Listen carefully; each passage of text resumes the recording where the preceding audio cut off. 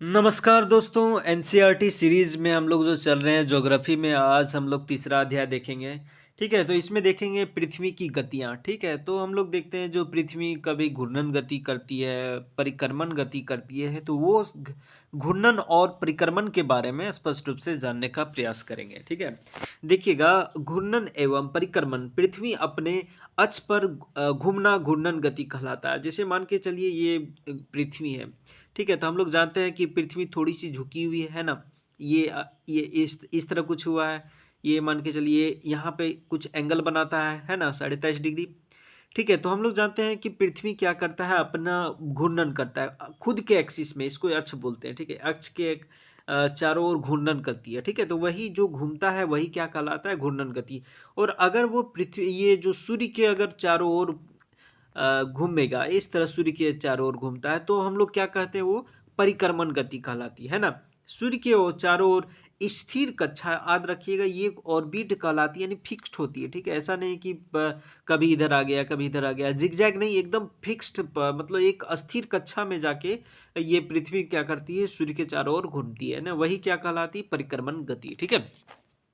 पृथ्वी अक्ष एक काल्पनिक रेखा है जो कक्षीय सतह, मतलब ये वाला सतह से कितना है, 66.5 डिग्री, और उधर से आप देख सकते हैं कितना आ गया आपका, हो जाएगा 23.5 डिग्री कोण बनाता है। और यह समतल जो कक्ष के द्वारा बनाया जाता है उसे क्या कहते हैं, कक्षीय समतल, ठीक है? पृथ्वी सूर्य से प्रकाश प्राप्त करती है और पृथ्वी का आकार गोले के समान, हम लोग देखते हैं कि जो पृथ्वी का शेप है जियोड है, ठीक है, बुआब है ना? इसलिए एक समय में सिर्फ एक ही आधे भाग सूर्य की रोशनी प्राप्त होती है। कहने का मतलब, मान के चलिए ये सूर्य है, ठीक है? तो सूर्य का जो प्रकाश है पृथ्वी पर एक समय में एक ही पार्ट पे पड़ता है, तो जिस पार्ट पे पड़ेगा वो क्या होगा, दिन वाली समय होगी, और जिधर नहीं पड़ रहा है वो क्या होगी, रात होगी। तो दिन और रात किसके कारण होता है, तो पृथ्वी के घूर्णन गति के कारण। और वही अगर मान के चलिए बार बार घूमता है अलग अलग पोजीशन में, तो ये जो गति है इसके कारण क्या होती है, मौसम होती है, सीजन आती है, मानसून आती है ना? तो अलग अलग मौसम जो है इसके परिक्रमण के कारण होती है, और दिन और रात किसके कारण, घूर्णन के कारण, ठीक है? अब हम लोग देखते हैं कि इसलिए एक ही समय में आधे भाग पर सूर्य की रोशनी प्राप्त होती है, और सूर्य की ओर वाले भाग में दिन, जबकि दूसरी ओर जो दूर है उसको वहाँ रात होती है। ग्लोब पर वह वृत्त जो दिन तथा रात को विभाजित करता है वह क्या कहलाती, प्रदीप्ति वृत्त, ठीक है? जो दिन और रात को विभाजित करने वाला जो वृत्त है वह प्रदीप्ति वृत्त कहलाता है, ठीक है? यह वृत्त अक्ष के साथ नहीं मिलता है, जैसा कि आप चित्र में देख सकते हैं। पृथ्वी अपने अक्ष पर एक चक्कर पूरा करने में लगभग 24 घंटा समय लेती है, और हम लोग जानते हैं चंद्रमा जो अपने अक्ष पर घूमने का जो समय लेती है वो 27 घंटा है ना, 27 घंटा याद रखिएगा। और घूर्णन के समय काल को पृथ्वी के दिन कहा जाता है। और यह पृथ्वी की दैनिक गति है, ठीक है? तो जैसे देखिएगा यहाँ पे हम लोग ये आपका क्या आ गया, उत्तरी ध्रुव हो गया, ये दक्षिणी ध्रुव हो गया, और ये आपका क्या है, आपका भूमध्य रेखा, या फिर जिसको बोला जाता है आपका विषुववृत्त है ना, ये वाला। और ये पृथ्वी का अक्षीय है, यहाँ से कितना डिग्री बना रहा है, 66.5 डिग्री, और ये वाला जो कितना बन रहा है, 23.5 डिग्री है ना। यह चीज़ बोलना चाह रहा है कि ये थोड़ा सा टिल्टेड है, थोड़ा सा झुकी हुई है, ठीक है? चलिए अब हम लोग देख लिए, ये आपका यही आपका जो प्रदीप्ति है, यहाँ ये वाला लाइन जो सामने आया, यहाँ दिन आ गया, और ये दोनों को ऐसा वृत्त जो दोनों को डिवाइड करता हो रात को, उसको क्या बोल जा रहा है, प्रदीप्ति वृत्त है ना। ये रात है, इधर इधर दिन है, ठीक है? चलिए अब आते हैं हम लोग आगे, देखिएगा, अगर पृथ्वी घूर्णन नहीं करे तो क्या होगा। बिल्कुल हम लोग जान सकते हैं दिन और रात स्पष्ट होगा नहीं, मतलब जैसे देखिएगा, एक ही जगह पर जिस दिशा पे है दिन वो दिन ही रहेगा, जिस दिशा में रात है वो रात ही रहेगा, है ना? तो देखिएगा, सूर्य के तरफ वाले भाग जो हमेशा दिन होगा, जिसके कारण उस भाग में गर्मी लगातार पड़ेगी, दूसरे भाग में अंधेरा रहेगा, परंतु एवं पूरे समय ठंड पड़ेगी। इस तरह की व्यवस्था में जीवन संभव नहीं हो पाएगा, है ना? पृथ्वी की दूसरी गति जो सूर्य के चारों ओर कक्ष में होती है उसे परिक्रमण कहा जाता है, हम लोग देख लिए, इसको रिवोल्यूशन बोलते हैं। और वो आपका क्या हो, रोटेशन मोशन, है ना? और पृथ्वी एक वर्ष में देखिएगा 365 दिन और देखिए 24 बटा हम लोग 4 करेंगे तो 6 घंटा कितना हो गया, 6-6 घंटा ऐड होते जाता है और यही 4 वर्षों में एक दिन का रूप लेता है जिसे लीप ईयर कहते हैं। और लीप ईयर का जो एक्स्ट्रा दिन है वो किस में ऐड हो जाएगा, फरवरी में, है ना। तो वर्ष में 365 1/4 दिन का सूर्य एक चक्कर लगाती है और हम लोग एक वर्ष में 365 दिन मानते हैं तथा सुविधा के लिए जो 6 घंटा उसको नहीं जोड़ते हैं, लेकिन वही कब जुट जाएगा आपको पता है ना, फरवरी का 4 साल में। देखिएगा अब आते हैं, मान के चलिए, देखिए क्या है, 21 मार्च और 23 सितंबर याद रखिएगा, ये यहाँ पे उत्तरी गोलार्ध में उत्तरी ध्रुव में बसंत ऋतु है, जबकि दक्षिणी ध्रुव में कौन सा, 21 मार्च को शरद ऋतु। जस्ट उल्टा समझिए, सितंबर को 23 सितंबर को शरद ऋतु है उत्तरी ध्रुव में और दक्षिणी ध्रुव में बसंत ऋतु। अब आते हैं हम लोग यहाँ पे, देखिएगा ये ऐसा, उसके बाद हम लोग आते हैं उत्तरी गोलार्ध में ग्रीष्म ऋतु है, उसको उत्तरायण बोलते हैं 21 जून। और दक्षिणी गोलार्ध में आपका शीत ऋतु होगा और उत्तरी गोलार्ध में आपका शीत ऋतु है 22 सितंबर। देखिए याद रखिएगा 21 से 23 और 21 से 22 जून, 21 जून और 22 सितंबर, 22 दिसंबर और 21 मार्च और 23 सितंबर, यही याद रखना है, ठीक है। और दक्षिणी गोलार्ध में ग्रीष्म ऋतु चल रहा है, ठीक है। इस प्रकार हम लोग देखते हैं तो कहीं ग्रीष्म ऋतु तो कहीं शरद ऋतु है ना।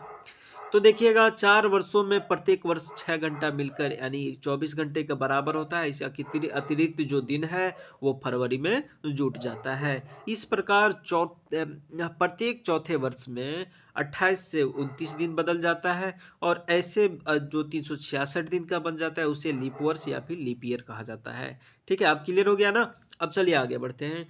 देखिएगा लिखा है कि ध्यान दीजिए, पृथ्वी पूरे अक्ष में एक ही दिशा में झुकी हुई है। सामान्यतः एक वर्ष में गर्मी, सर्दी, बसंत, शरद ऋतुओं में बांटा जा सकता है, ठीक है। और ऋतुओं के परिवर्तन सूर्य के चारों ओर पृथ्वी की स्थिति के परिवर्तन के कारण होता है। यह बात क्लियर हो गया कि जो ऋतुओं में परिवर्तन आती है वो परिक्रमण है ना, परिभ्रमण जो आपका रिवोल्यूशन है, जो रिवॉल्व कर रही है सूर्य के अराउंड, वही उसी कारण होता है, ठीक है।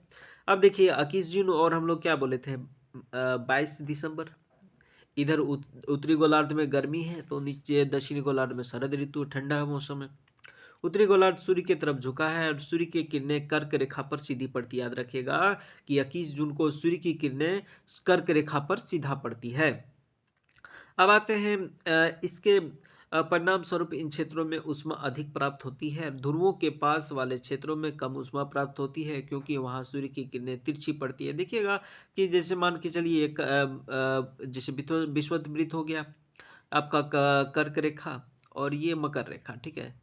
और तो यहाँ जो सूर्य की किरणें अगर यहाँ पड़ेगी ये वाला ये पोर्शन पर, तो यहाँ क्या तिरछी पड़ती है विषुववृत्त पर, ये सॉरी ध्रुव पर आपका तिरछी किरणें पड़ती है, ठीक है। उत्तरी ध्रुव पर सूर्य की तरफ झुका होता है जबकि दक्षिणी ध्रुव सूर्य से दूर झुका होता है ना। उत्तरी ध्रुव के रेखा के बाद वाले भागों में 6 महीने लगातार दिन रहता है। चूंकि उत्तरी गोलार्ध बहुत बड़े भाग में सूर्य की रोशनी प्राप्त होती है इसलिए विषुववृत्त के उत्तरी भाग में गर्मी का मौसम होता है और 21 जून का इन क्षेत्रों में सबसे लंबा दिन और सबसे छोटी रात होती है। पृथ्वी की यह अवस्था को उत्तरायण कहते हैं। तो बात समझ गए कि जो 21 जून पे जो 21 जून को सूर्य की किरणें जो पड़ रही कर्क रेखा पर, वह स्थिति ताकि उत्तरी गोलार्ध में सूर्य की किरणें हमेशा पड़ रही है, इसलिए उत्तरी ध्रुव में 6 माह क्या होती है, दिन होती है। यह भी स्थिति जो है आपका उत्तरायण कहा जाता है, ठीक है। अब आते हैं 22 दिसंबर। दक्षिणी ध्रुव के सूर्य की ओर झुके होने के कारण मकर रेखा पर सूर्य की किरणें सीधे पड़ती है और चूंकि सूर्य की किरणें मकर रेखा पर लंबवत पड़ती है इसलिए दक्षिणी गोलार्ध के बहुत बड़े भाग में प्रकाश प्राप्त होता है। इसलिए दक्षिणी गोलार्ध में लंबे दिन तथा छोटी रात वाली ग्रीष्म ऋतु होते हैं और इसके ठीक विपरीत स्थिति उत्तरी गोलार्ध में शीत ऋतु होती है ना। और यह पृथ्वी की स्थिति अवस्था को दक्षिणायत कहा जाता है। क्या आप जानते हैं ऑस्ट्रेलिया में ग्रीष्म ऋतु में क्रिसमस पर्व मनाया जाता है ना। बिल्कुल, तो हम लोग जानते हैं कि जो दिसंबर वाला महीना है वो हम लोग के समय क्या होती है, ठंडा, लेकिन ऑस्ट्रेलिया में ग्रीष्म ऋतु में मनाया जाता है ना। अब आते हैं इक्विनॉक्स का बात करते हैं, ठीक है। जैसे 21 मार्च और 23 सितंबर सूर्य की किरणें विषुवत वृत्त पर सीधी पड़ती है, ठीक है।